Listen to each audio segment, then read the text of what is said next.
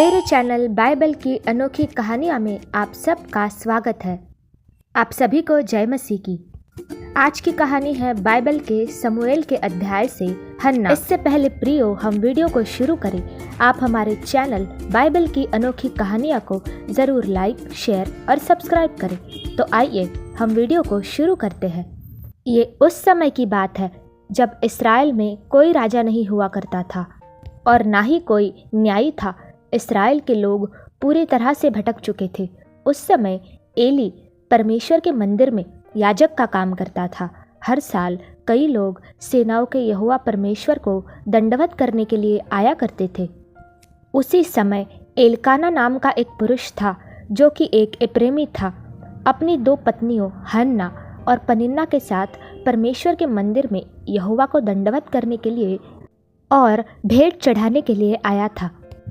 प्रियो, बाइबल हमें बताती है कि पनिन्ना के तो बच्चे हुए, लेकिन हन्ना की कोई अपनी संतान नहीं थी। जब एलकाना भेंट चढ़ाता तब वो अपनी पत्नी पनिन्ना और बच्चों को दान दिया करता था, लेकिन वो हन्ना को दोगुना दान देता था क्योंकि वो हन्ना से बहुत अधिक प्रेम रखता था। हन्ना की कोई संतान नहीं होने के कारण उसकी सौतन पनिन्ना उसे बहुत चिढ़ाती थी और सताती थी। इसलिए हन्ना बहुत रोती और खाना भी नहीं खाती थी। लेकिन उसका पति एलकाना उसे समझाता था और उससे कहता था कि तू क्यों रोती है, परमेश्वर एक दिन तेरी ज़रूर सुनेगा। प्रियो, हन्ना की कहानी कई लोगों को भावुक कर देती है क्योंकि कई स्त्रियां हैं जो हन्ना की तरह ऐसे ही मुश्किल समय से गुजरती है। उनकी खुद की कोई संतान नहीं होती। ऐसे में उन्हें इस समाज और लोगों के द्वारा ताने सुनने को मिलते हैं। उन पर परिवार के द्वारा भी प्रताड़न दिया जाता है और ऐसे में उनके पति के द्वारा भी उन्हें प्रताड़न का सामना करना पड़ता है, या तो उन पर इस कारण हाथ भी उठाया जाता है और ताने दिए जाते हैं कि तुम तो निसंतान हो। उनके पति उनको दोष देने लग जाते हैं।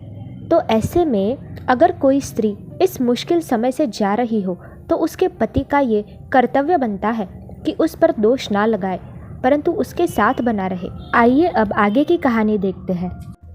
एलकाना जो हन्ना का पति था वो उससे बहुत प्रेम करता था, उसे हमेशा संभालता था। हन्ना एक बार प्रार्थना भवन में प्रार्थना कर रही थी।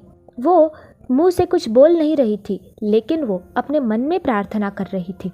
वो कुछ इस प्रकार कह रही थी कि हे सेनाओं के यहोवा, मुझ पर दया कर, मुझे संतान की आशीष दे। यदि तू मुझे संतान की आशीष देगा तो मैं मेरे होने वाले पुत्र को इस पवित्र मंदिर की सेवा करने के लिए दे दूंगी। यहाँ पर हम देखते हैं कि हन्ना अपने मन में ही प्रार्थना कर रही थी और वो अंदर ही अंदर धीमी आवाज़ में ये प्रार्थना कर रही थी।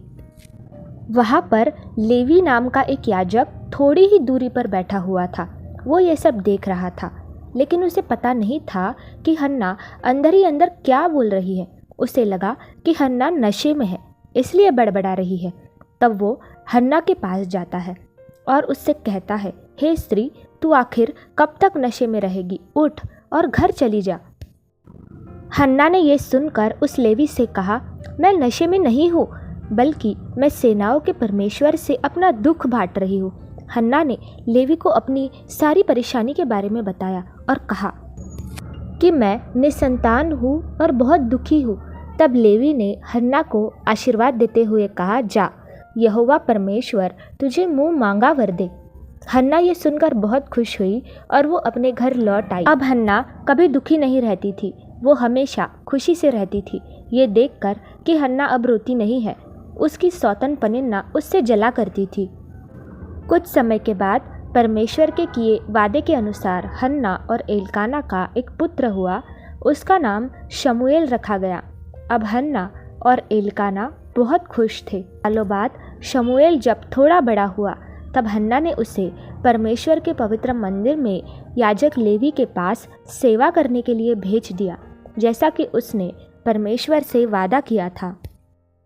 प्रियो, अब आप सोचते होंगे कि परमेश्वर ने हन्ना की प्रार्थना का उत्तर कैसे दिया और क्यों दिया। देखिए, जब परमेश्वर हमारे मनों को जांचते हैं, जिनकी प्रार्थनाओं में कोई स्वार्थ नहीं होता, परमेश्वर ऐसों की प्रार्थना को जल्दी सुनते हैं। बाइबल के एक वचन में कहा गया है कि यहोवा परमेश्वर टूटे मन वालों के समीप रहता है और पिसे हुओं का उद्धार करता है। इस वचन का अर्थ क्या? इस वचन का अर्थ है कि हन्ना की तरह जिनका मन बिल्कुल ही टूट चुका है और जो अपनी परेशानियों के कारण पिस चुके हैं, जिनके पास कोई मार्ग नहीं बचा है, तो परमेश्वर ऐसों का उद्धार करते हैं, उनकी मदद करते हैं, उनकी प्रार्थनाओं का उत्तर देते हैं। एक और वचन है जो कहता है कि तूने मेरे भटकने के दिनों का हिसाब रखा है और तूने मेरे आंसुओं को अपनी बोतल में जमा करके उनमें से हर एक को गिना है। इसमें परमेश्वर ने कहा है कि आपके जो भटकने के दिन है, यानी कि आपके जो परेशानियों के दिन है, उन सब का हिसाब परमेश्वर के पास है। उन्होंने आपके आंसुओं को अपनी बोतल में जमा करके उनमें से हर एक को गिना है और उसका भी हिसाब रखते हैं। प्रियो, हन्ना का दुख बहुत बड़ा था। शायद आप भी आज कुछ ऐसे ही परिस्थिति में जा रहे होंगे या किसी परेशानी या संकट में होंगे, तो हन्ना की तरह परमेश्वर आपकी प्रार्थना का भी उत्तर देंगे।